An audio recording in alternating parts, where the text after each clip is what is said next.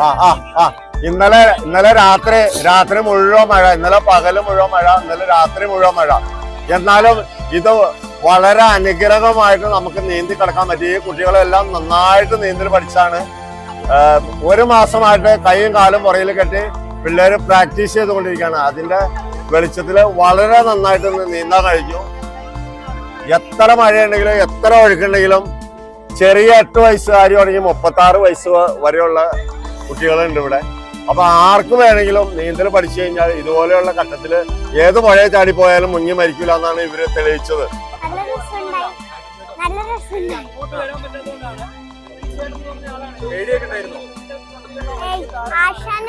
നന്നായിട്ട് നീന്തലോടിച്ച് പിന്നെ സീനിയർ ചേട്ടന്മാരൊക്കെ ഞങ്ങളെ പഠിപ്പിച്ചു കഴിഞ്ഞപ്പോൾ ഞങ്ങൾക്ക് സന്തോഷമായി.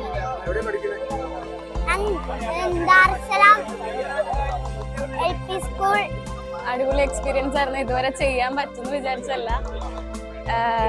ആദ്യം റിവർ ക്രോസ് ചെയ്തു, പിന്നെയാണ് ഇതുപോലെ കൈ കാല് കെട്ടി നീന്താൻ പറ്റുന്നുള്ള ഒരു ഇതിലേക്ക് എത്തിയത്.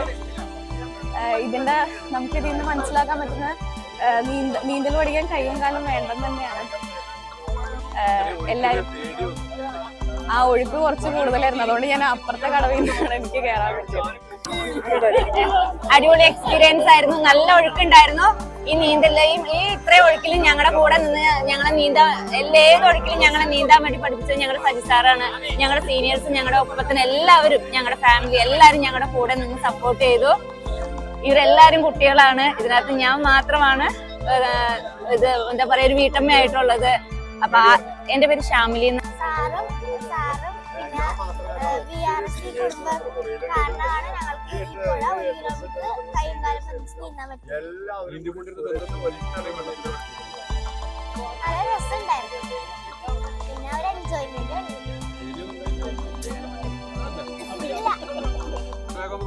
എന്റെ പേര് തരുണി. ഞാനിവിടെ സാറിന്റെ കൂടെ ഒരു മാസമാണ് ഈ കൈയും കാലും കെട്ടിയിട്ട് ഞാനിവിടെ നീന്തൽ പഠിച്ചത്. എനിക്ക് ഫസ്റ്റ് പേടിയായിരുന്നു. ഞാൻ വിചാരിച്ചു ഇത്രയും എനിക്ക് നടക്കുമെന്ന്.